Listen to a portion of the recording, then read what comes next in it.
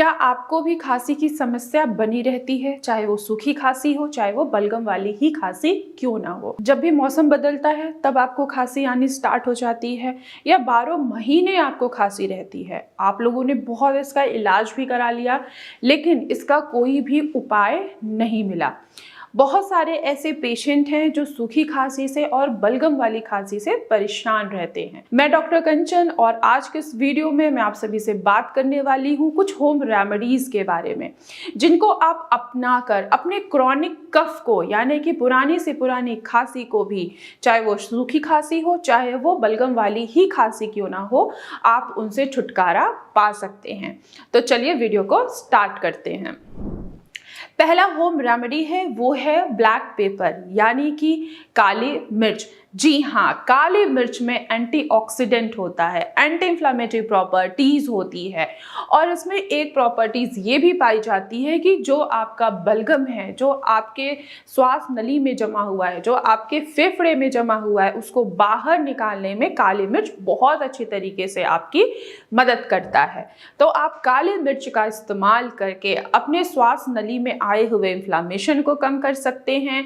साथ ही साथ जो स्ट्रेस आया हुआ है उसको भी आप रिड्यूस कर सकते हैं और बलगम को बाहर भी निकाल सकते हैं। दूसरा घरेलू उपाय है ब्लैक सॉल्ट, यानी कि काला नमक।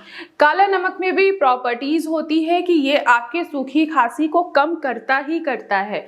साथ ही जो आपको बलगम बन रहा है और बलगम बनने की वजह से आपको बलगम वाली खांसी आ रही है, उसको भी कम करने में आपकी मदद करता है। तो आप काले नमक का भी सेवन आसानी से कर सकते हैं। तीसरा घरेलू उपाय है अजवाइन।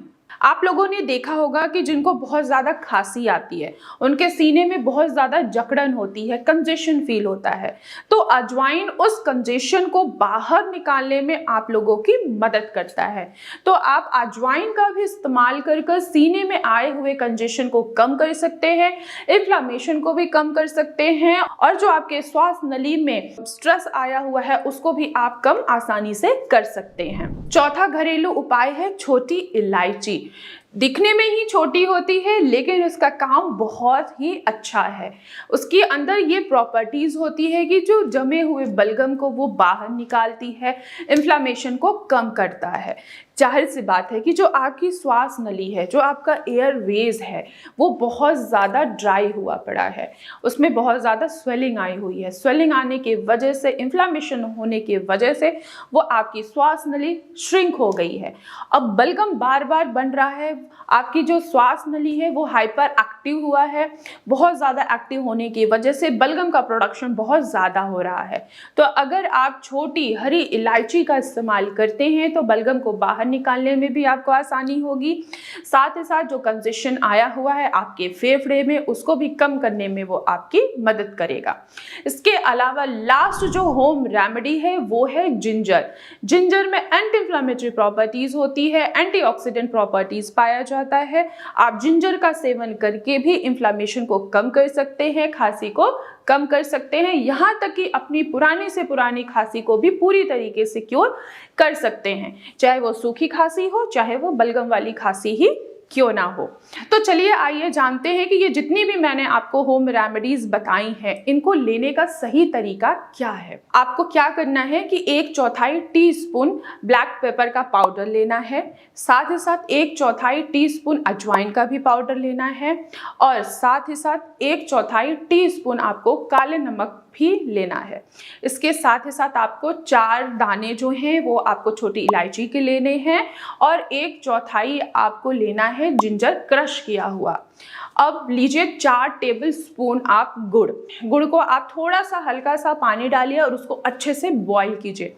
जब उसमें थोड़ा सा बॉयल आ जाए तो आपको जितना भी ये मैंने मिक्सचर बताया है इनको एक साथ उसी गुड़ में डाल दीजिए और अच्छे से पकाइए जब तक वो मिक्सचर आपका अच्छे तरीके से पक ना जाए। पकने के बाद इसको एक कांच की शीशी में, एक कांच के कंटेनर में प्रिजर्व करिए, उसको रखिए। देन आपको क्या करना है कि आधा टीस्पून सुबह लेना है और आधा टीस्पून शाम को सोने से पहले लेना है। आप रोजाना 1 महीने तक ये लीजिए, देखिए आपको बहुत सारे ऐसे चेंजेस नजर आएंगे जो बड़ी से बड़ी मेडिसिन से भी आपको असर नहीं हुआ है। तो आप ये पूरे होम रेमेडीज को अपना कर भी आप अपनी पुरानी से पुरानी खांसी को पूरी तरीके से क्योर कर सकते हैं, चाहे वो सूखी खांसी हो, चाहे वो बलगम वाली खांसी ही क्यों ना हो। चाहे आपको पूरे महीने आपको खांसी ने परेशान किया है, तो आप ये जो मैंने आज आपको ये मिक्सचर बताया है, ये जो मैंने पेस्ट बताया है, आप इनका सेवन करके आसानी से अपनी खांसी को दूर कर सकते हैं। तो मैं आशा करती हूँ कि आज की वीडियो में आप लोगों को समझ में आया होगा कि पुराने से पुराने खांसी को हम कैसे एक होम रेमेडी से क्योर कर सकते हैं। तो आज की वीडियो में बस इतना ही, फिर मैं मिलूंगी नेक्स्ट वीडियो में। तब तक के लिए धन्यवाद।